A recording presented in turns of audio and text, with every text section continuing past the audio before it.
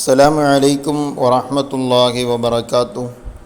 6ാം ക്ലാസ്സിലെ ദുറൂസുൽ അഖായിദിലെ 3ാമത്തെ പാഠം അല്ലാഹു സമദ് എന്ന പാഠം ഇൻഷാ അല്ലാഹ് വായിച്ച് അതിൻ്റെ തദ്രീബാത്ത് കൂടെ നോക്കാം. അല്ലാഹു സമദ്, അല്ലാഹു തആല സമദാണ്. സമദ് പറഞ്ഞാൽ അല്ലാഹു തആല ആരെയും ആശ്രയിക്കുന്നില്ല, എന്നാൽ എല്ലാവരും ആരെ ആശ്രയിക്കുന്നുണ്ട്? അള്ളാഹുവിനെ ആശ്രയിക്കുന്നുണ്ട്. അപ്പോൾ ഈ പാഠത്തിലൂടെ ചർച്ച ചെയ്യാൻ പോകുന്നത് അള്ളാഹുവിൻ്റെ ഏകത്വത്തെക്കുറിച്ച് ചർച്ച ചെയ്യുന്നു. അല്ലാഹു തആല ഏകനാണ് എന്നതിനെ സമർത്ഥിക്കുന്നു. അതുപോലെ തന്നെ രണ്ട് ഇലാഹുകൾ ഉണ്ടാവുകയാണെങ്കിൽ രണ്ട് ഇലാഹ് ഉണ്ടാവുകയാണെങ്കിൽ എന്താണ് ഇവിടെ സംഭവിക്കുക എന്നൊക്കെ ബുദ്ധിപരമായ രൂപത്തിലുള്ള ചർച്ചകളാണ്, യുക്തിപരമായിട്ടുള്ള ചർച്ചകളാണ് ഈ പാഠത്തിലൂടെ ചർച്ച ചെയ്യുന്നത്. ഇൻഷാ അല്ലാഹ് നമുക്ക് പാഠം വായിക്കാം. ലാസ്റ്റ് ബസ്സിന് ശേഷമുള്ള ബസ് ഏതാണ്? ഉസ്താദ് ചോദിച്ചു. ചോദ്യം എന്താണ്? ലാസ്റ്റ് ബസ്സിന് ശേഷമുള്ള ബസ് ഏതാണ്? കുട്ടികൾ കുലുങ്ങിച്ചിരിച്ചു. ലാസ്റ്റ് ബസ് എന്നാൽ അവസാനത്തെ ബസ് എന്നല്ലേ അർത്ഥം? അവസാനത്തെ ബസ്സിന് ശേഷം പിന്നെ ബസ്സുണ്ടാകുമോ? ലാസ്റ്റ് ബസ്സിന് ശേഷം പിന്നെ ബസ് ഉണ്ടാവുമോ?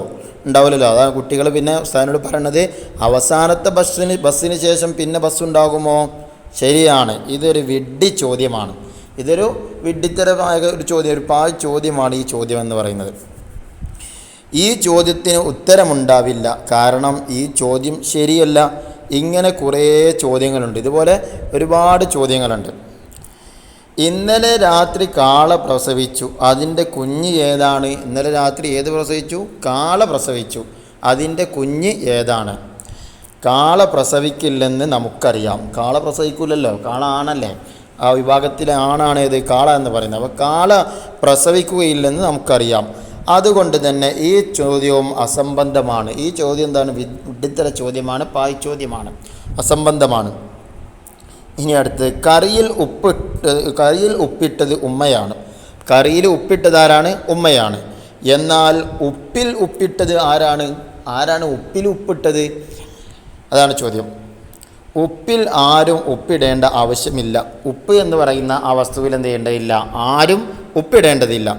ഉപ്പ് രസം ഉപ്പിൻ്റെ സ്വാഭാവിക ഗുണമാണ്. ഉപ്പ് രസം എന്ന് പറയുന്നത് ഉപ്പിൻ്റെ സ്വാഭാവിക ഗുണമാണ്. അതുകൊണ്ട് തന്നെ ഈ ചോദ്യവും പാഴ് ചോദ്യമാണ്. ഈ ചോദ്യം എന്താണ്? പാഴ് ചോദ്യമാണ്, വിഡ്ഢിത്തരമാണ്, അസംബന്ധമാണ്. ഇനി അടുത്ത്, കിടക്കയിൽ ഒരു പേനയുണ്ടെങ്കിൽ ആരാണ് ഈ പേന ഇവിടെ വെച്ചത് എന്ന് ചോദിക്കാം. കിടക്കയിൽ എന്തുണ്ട്? ഒരു പേനുണ്ട്. എന്നാൽ നമുക്ക് ചോദിക്കാം, ഈ പേന ആരാണ് ഇവിടെ കൊടുന്ന് വെച്ചതെന്ന് നമുക്ക് ചോദിക്കാം. എന്നാൽ ആരോഗ്യവാനായ ഒരാൾ അയാളുടെ സ്വന്തം കിടക്കയിൽ കിടക്കുകയാണെങ്കിൽ ഇയാളെ ആരാണ് ഇവിടെ വെച്ചത് എന്ന് ആരും ചോദിക്കാറില്ല. ഒരാൾ രോഗമൊന്നുമില്ലാത്ത നല്ല സമ്പൂർണ്ണമായ ഒരാൾ, അയാളുടെ സ്വന്തം കിടക്കയിൽ ഇങ്ങനെ കിടക്കുന്നുണ്ട്. അപ്പോൾ ചെന്നുകാണ്ട് ചോദിക്കും ആരെങ്കിലും, ആരാ ഇയാളെ കൊടുന്ന് കിടത്തിയതെന്ന് ചോദിക്കുമോ? അങ്ങനെ ഒരാൾ കിടക്കുകയാണെങ്കിൽ ഇയാൾ ആരാണ് ഇവിടെ വെച്ചതെന്ന് ആരെങ്കിലും ചോദിക്കുമോ? ഇയാൾ ആരാ ഇവിടെ വെച്ചതെന്ന് ആരെങ്കിലും ചോദിക്കുമോ? ഇല്ലല്ലോ, ചോദിക്കുകയില്ല. അപ്പോൾ കുട്ടികളൊരു ചോദ്യം, എന്തിനാണ് ഉസ്താദെ ഇതൊക്കെ ഞങ്ങളോട് പറയുന്നത്? എന്തിനാ ഇപ്പം ഇങ്ങനത്തെ ഓരോ വിഡ്ഢിത്ത ചോദ്യങ്ങളൊക്കെ ഇപ്പം ഞങ്ങളോട് പറയുന്നത്? ഹാനി മോന് ചോദിച്ചു. കാര്യമുണ്ട്, ഉസ്താദ് പറഞ്ഞു, കാര്യമുണ്ട് അങ്ങനെ ചോദിക്കാൻ. ആരാണ് അല്ലാഹു തആല എന്ന് നാം പഠിച്ചല്ലോ. അല്ലാഹു തആല ആരാന്നുള്ളത് നമ്മൾ മുമ്പത്തെ പാഠത്തിൽ പഠിച്ചല്ലോ. പ്രാപഞ്ചികമായ ഒരു സ്വഭാവവും ഇല്ലാത്തവനാണ് അല്ലാഹു തആല. പ്രാപഞ്ചികമായ ഒരു സ്വഭാവവും ഇല്ലാത്തവനാണ് ആര്? അല്ലാഹു തആല. എന്താ പ്രപഞ്ചം എന്ന് നമ്മൾ പഠിച്ചിട്ടുണ്ട്. നീളം, വീതി, ആഴം, സമയം, സ്ഥലം എന്നിവ കൊണ്ട് അളക്കാൻ പറ്റുന്ന ഏതും പ്രപഞ്ചമാണ് നമ്മൾ പഠിച്ചിട്ടുണ്ടല്ലോ. അപ്പോൾ പ്രാപഞ്ചികമായി ഒരു സ്വഭാവം ഇല്ലാത്തവനാണ് ആര്? അല്ലാഹു തആല. അവൻ പ്രപഞ്ചേതരനാണ്. അവൻ ഖരമോ ദ്രാവകമോ വാതകമോ പ്ലാസ്മയോ അല്ല. അല്ലാഹു തആല എന്തല്ല? ഖരമല്ല, ഒരു പദാർത്ഥം. ഒന്നുകിൽ ഒരു പദാർത്ഥം ഖരമായിരിക്കും, അല്ലെങ്കിൽ ദ്രാവകമായിരിക്കും, അല്ലെങ്കിൽ വാതകമായിരിക്കും. ഇത് മൂന്നും അല്ല എങ്കിൽ പിന്നെ എന്തായിരിക്കും? അത് പ്ലാസ്മയായിരിക്കും. ഖരം തന്നെ നമ്മളെ കല്ല് പോലെയുള്ള ഉറച്ച വസ്തുക്കൾ. പിന്നെ ദ്രാവകമെന്ന് പറയുമ്പോൾ ഏതാണ്? ദ്രാവകം എന്ന് പറഞ്ഞാൽ ഇതൊക്കെ വരും നമ്മളെ വെള്ളം, അതുപോലെ തന്നെ പെട്രോൾ, ഡീസൽ, ഇങ്ങനെയുള്ള ഖരവസ്തുവിലുള്ള ദ്രാവക രൂപത്തിലുള്ള, അതിനാണ് ദ്രാവകമെന്ന് പറയുന്നത്. അടുത്തത് വാതകം അല്ല അല്ലാഹു തആല. വാതകം എന്ന് പറഞ്ഞാൽ ഏതാ? ഓക്സിജന്, കാർബൺ ഡൈ ഓക്സൈഡ്, അതുപോലെ തന്നെ ഗ്യാസ്, ഇതൊക്കെ വാതകമാണല്ലോ. എന്നതുപോലുള്ളൊരു സംഗതിയല്ല ആര്? അല്ലാഹു തആല. പിന്നെ എന്തുമല്ല, അല്ലാഹു തആല പ്ലാസ്മയോ അല്ല. ഈ 3 അവസ്ഥകൾ പറഞ്ഞല്ലോ. ഒരു പദാർത്ഥത്തിന് ഖരമോ ദ്രാവകമോ വാതകമോ ഈ 3 അവസ്ഥകളുണ്ടാവും. അത് അല്ലാത്തൊരു നാലാമത്തെ അവസ്ഥ ശാസ്ത്രം പറയുന്നതാണിത് പ്ലാസ്മ എന്ന് പറയുന്നത്. ആ പ്ലാസ്മയോ അല്ല ആര്? അല്ലാഹു തആല. പ്ലാസ്മ എന്ന് പറഞ്ഞാൽ എന്താ? അയോണീകൃതമായ വാതകത്തിന് പ്ലാസ്മ എന്ന് പറയുന്നു. അതാ പറഞ്ഞ അതിന് ശേഷം പറയുന്നത് ഇതിന് പദാർത്ഥത്തിൻ്റെ 4ാമത്തെ അവസ്ഥയായിട്ടാണ് കണക്കാക്കുന്നത്. അതാണ് പറഞ്ഞത്, ഒരു പദാർത്ഥം ഖരമോ ദ്രാവകമോ വാതകമോ ആയിരിക്കും. ഇനി 4ാമതൊന്നുണ്ട് എന്ന് പറയുന്നുണ്ട് ശാസ്ത്രം, അതാണ് ഈ പ്ലാസ്മ എന്ന് പറയുന്നത്. അപ്പോൾ പ്ലാസ്മയോ അല്ല ആര്? അല്ലാഹു തആല. അവന് സ്ഥലമില്ല, പ്രായമില്ല, അവയവങ്ങളില്ല, തുടക്കമോ ഒടുക്കമോ ഇല്ല, എന്നുമുള്ളവനാണ്. അവനെ ആരും ഉണ്ടാക്കിയതല്ല. അള്ളാഹുവിനെ പറ്റി പറയാണ്, അല്ലാഹു തആലാക്ക് എന്തില്ല? സ്ഥലമില്ല. സ്ഥലകാലാതീതനാണ് ആര്? അല്ലാഹു തആല. അവൻക്ക് പ്രായമില്ല. അല്ലാഹു തആലാക്ക് എന്തില്ല? വയസ്സില്ല, പ്രായമില്ല. അവൻക്ക് അവയവങ്ങളില്ല, കജ്ജുകാല് കണ്ണ് മൂക്ക് ഇങ്ങനെയുള്ള അവയവങ്ങളൊന്നും ആർക്കില്ല? അല്ലാഹു തആലാക്കില്ല. തുടക്കമോ ഒടുക്കമോ ഇല്ല. അല്ലാഹു തആല തുടങ്ങിയ എന്ന് തുടങ്ങിയെന്ന് വെച്ചാൽ അതുമില്ല, പിന്നേതും എന്ന് അവസാനിക്കുമെന്ന് വെച്ചാൽ അങ്ങനെ തുടക്കമോ ഒടുക്കമോ ഇല്ലാത്തവനാണ്. അതുപോലെ തന്നെ എന്നെന്നുമുള്ളവനാണ്. എന്നെന്നുമുള്ളവനാണ് ആര്? അല്ലാഹു തആല. എന്നുള്ള ആൾക്ക് തുടക്കം ഒടുക്കം ഉണ്ടാവുമോ? ഉണ്ടാവില്ല. അവനെ ആരും ഉണ്ടാക്കിയതല്ല. അള്ളാഹുവിനെ ആരും എന്ത് ചെയ്തതല്ല? ഉണ്ടാക്കിയതല്ല. അപ്പോൾ അല്ലാഹു തആലയെ സൃഷ്ടിച്ചത് ആരാണ് എന്നതും നേരത്തെ പറഞ്ഞ ചോദ്യങ്ങളെപ്പോലെ അസംബന്ധമാണ്. അപ്പോൾ അല്ലാഹു തആലയെ സൃഷ്ടിച്ചത് ആരാണ് എന്ന ചോദ്യം, നേരത്തെ നമ്മൾ കുറേ ചോദ്യങ്ങൾ, വിഡ്ഢിത്തരം ചോദ്യങ്ങൾ കുറേ പറഞ്ഞല്ലോ. അപ്പോൾ അതേപോലെ അല്ലാഹു തആലയെ സൃഷ്ടിച്ചത് ആരാണ് എന്നതും നേരത്തെ പറഞ്ഞ ചോദ്യങ്ങൾ പോലെ അസംബന്ധമാണ്. കാരണം എന്നുമുള്ളവനെ ഉണ്ടാക്കിയതാര് എന്ന ചോദ്യം ശരിയല്ല. എന്നെന്നും ഉണ്ടാക്കുന്ന ഒരാൾ, ആ ആളെ ആരുണ്ടാക്കിയെന്നുള്ള ചോദ്യം ശരിയാണോ? അത് അസംബന്ധമാണ്. ആ ചോദ്യം എന്തല്ല? ശരിയല്ല.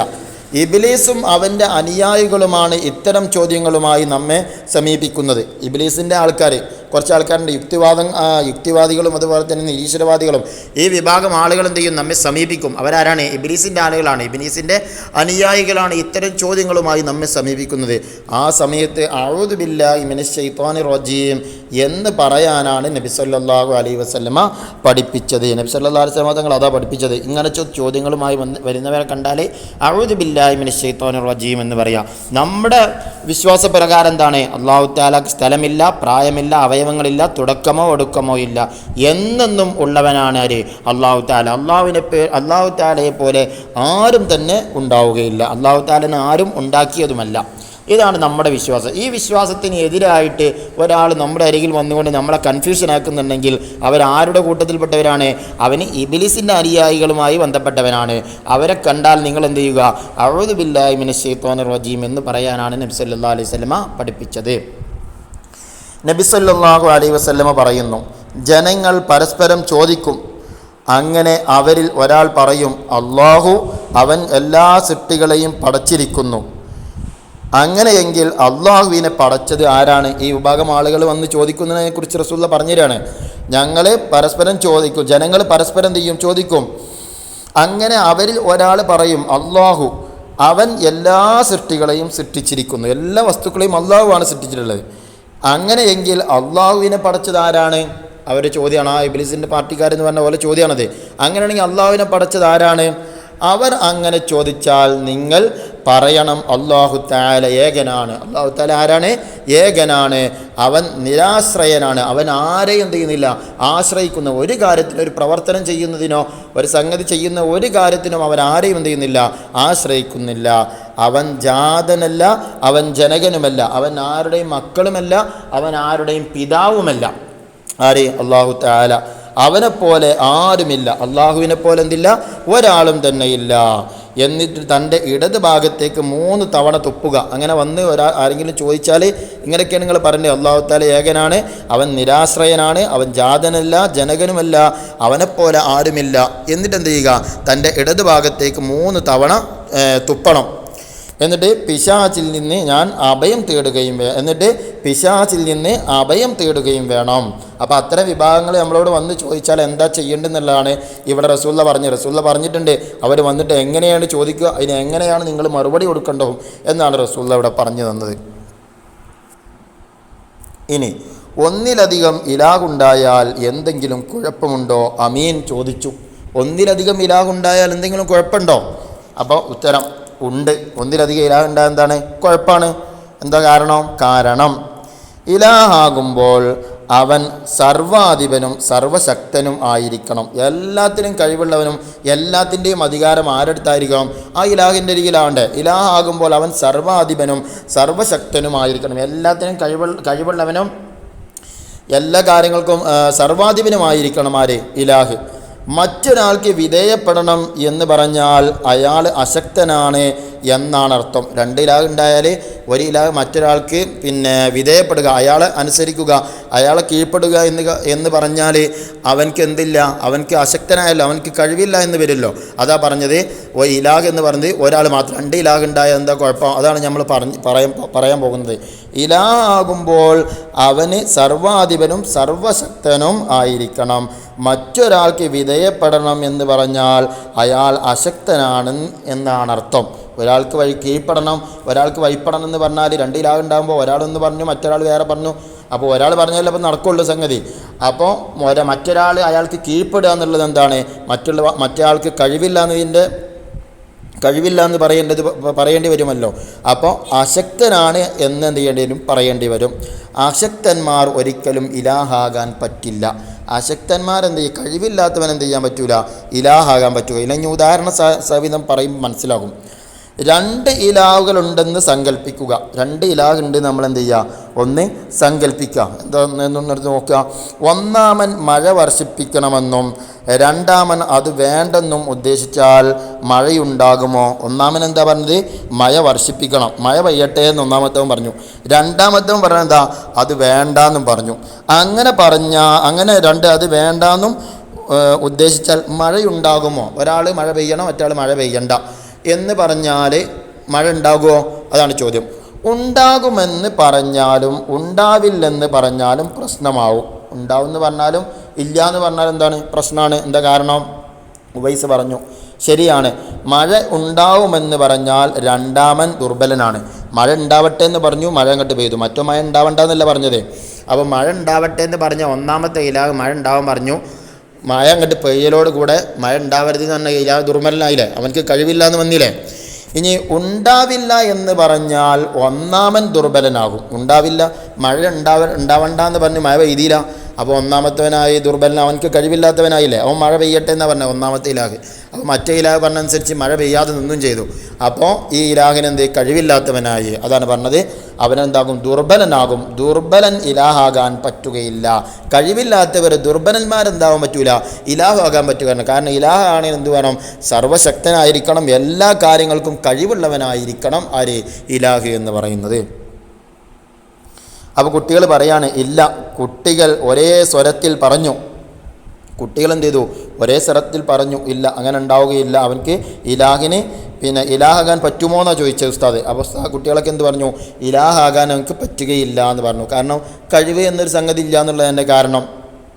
ഇനി ഇതുവരെ പഠിച്ചതിൽ നിന്നെല്ലാം അല്ലാഹു തആലയെക്കുറിച്ച് നമുക്ക് എന്തൊക്കെയാണ് മനസ്സിലായത്? ഇതുവരെ നമ്മളിപ്പോൾ ഈ പറഞ്ഞ കാര്യങ്ങളിൽ നിന്നൊക്കെ നമുക്ക് എന്താണ് അള്ളാഹുവിനെ കുറിച്ച് മനസ്സിലായത്? നമുക്ക് നോക്കാം. ഈ പ്രപഞ്ചത്തെ സൃഷ്ടിച്ച് പരിപാലിക്കുന്ന പ്രപഞ്ചേതരനായ ഏകനായ ഇലാഹാണ് അല്ലാഹു തആല. ഈ പ്രപഞ്ചത്തെ സൃഷ്ടിച്ച് പരിപാലിക്കുന്ന പ്രപഞ്ചേതരനായ, പ്രപഞ്ചം എന്ന് പറഞ്ഞാൽ എന്താണെന്ന് നമ്മൾ മുമ്പ് പാഠത്തിൽ പഠിച്ച് നേരത്തെ പറഞ്ഞല്ലോ. ഏകനായ ഇലാഹാണ് ആര്? അല്ലാഹു തആല. അത് നമുക്ക് ഈ പാഠത്തിൽ നിന്ന് ബോധ്യപ്പെട്ടു. അവന് തുടക്കവും ഒടുക്കവും ഇല്ല. അല്ലാഹു തആലക്ക് തുടക്കവും ഇല്ല, ഒടുക്കവും ഇല്ല. അവന് ഭാഗമോ രൂപമോ ഇല്ല. അല്ലാഹു തആലക്ക് എന്തില്ല? ഭാഗങ്ങളുമില്ല, രൂപവുമില്ല. അവൻ എല്ലാ അർത്ഥത്തിലും ഏകനാണ്. എല്ലാ അർത്ഥത്തിലും അല്ലാഹു തആല ആരാണ്? ഏകനാണ്. അവന് ഘടകങ്ങളില്ല. ഒരു വിശേഷണങ്ങളിലും അവന് സമന്മാരില്ല. ഒരു വിശേഷണങ്ങളിലും അല്ലാഹു തആലയോട് തുല്യമായവനില്ല. അവന് സർവശക്തനും സർവജ്ഞനുമാണ്. അല്ലാഹു തആല സർവശക്തനുമാണ്, ഈ സർവജ്ഞനുമാണ്, എല്ലാ കാര്യങ്ങളും അറിയുന്നവനുമാണ് ആര്? അല്ലാഹു തആല. ഇൻഷാ അല്ലാഹ് ഇനി നമുക്ക് തദ്രീബാത്ത് നോക്കാം. ഒന്ന് നുക്കമ്മിൽ പൂരിപ്പിക്കാനുള്ളതാണ്. ഒന്നാമത്തത് ഇലാഹ് സർവാധിപനും ഡാഷുമായിരിക്കണം. ഇലാഹ് സർവാധിപനും സർവശക്തനും ആയിരിക്കണം. രണ്ട്, മറ്റൊരാൾക്ക് വിധേയപ്പെടണം എന്ന് പറഞ്ഞാൽ അയാൾ ഡാഷ് ആണെന്നാണ് അർത്ഥം. എന്താണ് അർത്ഥം? അശക്തനാണ് എന്നാണ് അർത്ഥം. മൂന്ന്, അശക്തൻ ഒരിക്കലും ഡാഷ് ആകാൻ പറ്റില്ല. അശക്തൻ ഒരിക്കലും ഇലാഹ് ആകാൻ പറ്റില്ല. ഇനി നുജീബ് ഉത്തരം എഴുതാനുള്ളത്: 1, അല്ലാഹു തആലയെ സൃഷ്ടിച്ചത് ആര് എന്ന ചോദ്യം അസംബന്ധമാണ്. കാരണം എന്ത്? ആൻസർ: അല്ലാഹു ഏകനാണ്, അവൻ നിരാശ്രയനാണ്, അവന് തുടക്കമോ ഒടുക്കമോ ഇല്ല എന്നുമുള്ളവനാണ്. ഇനി രണ്ടാമത്തെ: ഒന്നിലധികം ഇലാഹുകൾ ഉണ്ടായാൽ എന്താണ് കുഴപ്പം? ആൻസർ: 2 ഇലാഹുകളുണ്ടെന്ന് സങ്കല്പിക്കുക. ഒന്നാമൻ മഴ വർഷിപ്പിക്കണമെന്നും രണ്ടാമൻ അത് വേണ്ടെന്നും പറഞ്ഞാൽ മറ്റൊരാൾക്ക് വിധേയപ്പെടേണ്ടി വരും. അത് അശക്തതയാണ്. അശക്തന്മാർ ഇലാഹാകാൻ പറ്റില്ല. അപ്പോൾ ഒന്നിലധികം ഇലാഹുകൾ ഉണ്ടായാൽ എന്താണ് കുഴപ്പം? ഒരാൾക്ക് അശക്തത എന്നത് ഉണ്ടാകും. അപ്പോൾ അശക്തത എന്നത് ഇലാഹിന് ഉണ്ടാകാനും പാടില്ല. അതാണ് കുഴപ്പം. ഇനി അടുത്തത് മൂന്നാമത്തത്: ഉപ്പിൽ ഉപ്പിട്ടതാരാണ്? ഇത് പാഴ് ചോദ്യമാണ്. കാരണം ആൻസർ: ഉപ്പിൽ ആരും ഉപ്പിടേണ്ട ആവശ്യം ഇല്ല. ഉപ്പ് രസം ഉപ്പിൻ്റെ സ്വാഭാവിക ഗുണമാണ്. ഇനി നാലാമത്തെ: ആരാണ് അല്ലാഹു തആല? ആൻസർ: ഈ പ്രപഞ്ചത്തെ സൃഷ്ടിച്ച് പരിപാലിക്കുന്ന പ്രപഞ്ചേതരനായ ഏകനായ ഇലാഹാണ് അല്ലാഹു തആല. അതാണ് അതിൻ്റെ യഥാർത്ഥത്തിൽ ആൻസർ. അവന് തുടക്കമോ ഒടുക്കമോ ഇല്ല, അവൻ ഭാഗമോ രൂപമോ ഇല്ല, അവൻ എല്ലാ അർത്ഥത്തിലും ഏകനാണ്, അവന് ഘടകങ്ങളില്ല, ഒരു വിശേഷണങ്ങളിലും അവന് സമന്മാരില്ല, അവൻ സർവശക്തനും സർവജ്ഞനുമാണ്. ഇനി മൂന്നാമത്തത് തഖ്സീസ്. എന്താ തഖ്സീസ്? പ്രപഞ്ച സൃഷ്ടാവ് അല്ലാഹു തആലയാണ് എന്ന് എങ്ങനെ സമർത്ഥിക്കും? പ്രഭാഷണം തയ്യാറാക്കുക. നമുക്ക് പ്രഭാഷണം നോക്കാം. അസ്സലാമു അലൈക്കും വറഹ്മത്തുള്ളാഹി വബറകാതുഹു. ആദരണീയരായ ഉസ്താദുമാരെ, സഹപാഠി സുഹൃത്തുക്കളെ, പ്രപഞ്ച സൃഷ്ടാവ് അല്ലാഹു എന്ന വിഷയത്തിൽ അല്പം കാര്യങ്ങൾ നിങ്ങളുടെ ശ്രദ്ധയിൽപ്പെടുത്തി ഞാൻ എൻ്റെ പ്രസംഗം അവസാനിപ്പിക്കാം. സർവശക്തനായ അല്ലാഹു അല്പം സമയം കൊണ്ടാണ് ഈ പ്രപഞ്ചം സൃഷ്ടിച്ചത്. ഇത്രയും കുറഞ്ഞ സമയത്തിനുള്ളിൽ സൃഷ്ടിക്കപ്പെട്ട ഈ പ്രപഞ്ചത്തിന് മഹത്തായ വൈവിധ്യവും ഐക്യവും കാണുന്നു. ഇത് പ്രപഞ്ചത്തിൻ്റെ സൃഷ്ടാവ് ഏകനാണ് എന്നതിൻ്റെ മേൽ അറിയിക്കുന്നു. ഈ പ്രപഞ്ചം തുടക്കം മുതൽ ഇന്ന് വരെ അതിൻ്റെ ഘടന ഒരേ രീതിയിലാണ്. സൂര്യനുദിക്കുന്നു, അസ്തമിക്കുന്നു, രാവും പകലും ഉണ്ടാകുന്നത് പോലെ. ന്യൂനതകളില്ലാത്ത ഈ പ്രപഞ്ചം അള്ളാഹുവിൻ്റെ സൃഷ്ടിവൈഭവം എടുത്തു കാണിക്കുന്നു. മനുഷ്യൻ സൃഷ്ടിച്ചതോ മനുഷ്യേതര വസ്തുക്കൾ സൃഷ്ടിച്ചതോ ആയ ഏതൊരു വസ്തുക്കൾക്കും നിശ്ചിത കാലയളവിനുള്ളിൽ അവ നശിച്ചു പോകുന്നു. എന്നാൽ ഈ പ്രപഞ്ചം അതിൻ്റെ പുതുമ നഷ്ടപ്പെടാതെ ഇന്നും നിലനിൽക്കുന്നു. അതിന് കാരണം ഈ പ്രപഞ്ചത്തിൻ്റെ നിർമ്മാതാവ് ഏകനും സർവശക്തനുമായ അള്ളാഹുവാണ് എന്നതാണ്. അവൻ എന്നെന്നും നിലനിൽക്കുന്നവനാണ്. അവന് തുടക്കമോ ഒടുക്കമോ ഇല്ല, അവന് രൂപമോ ഭാഗമോ ഇല്ല, അവൻ എല്ലാത്തിനും കഴിവുള്ളവനാണ്, അവന് സമന്മാരില്ല. ഇത്രയും പറഞ്ഞ് ഞാൻ എൻ്റെ കൊച്ചു പ്രസംഗം അവസാനിപ്പിക്കുന്നു. അസ്സലാമു അലൈക്കും. ഇതോടെ നമ്മുടെ തദ്രീബാത്ത് ഇവിടെ അവസാനിച്ചു. അസ്സലാമു അലൈക്കും വറഹ്മത്തുള്ളാഹി വബറകാതുഹു.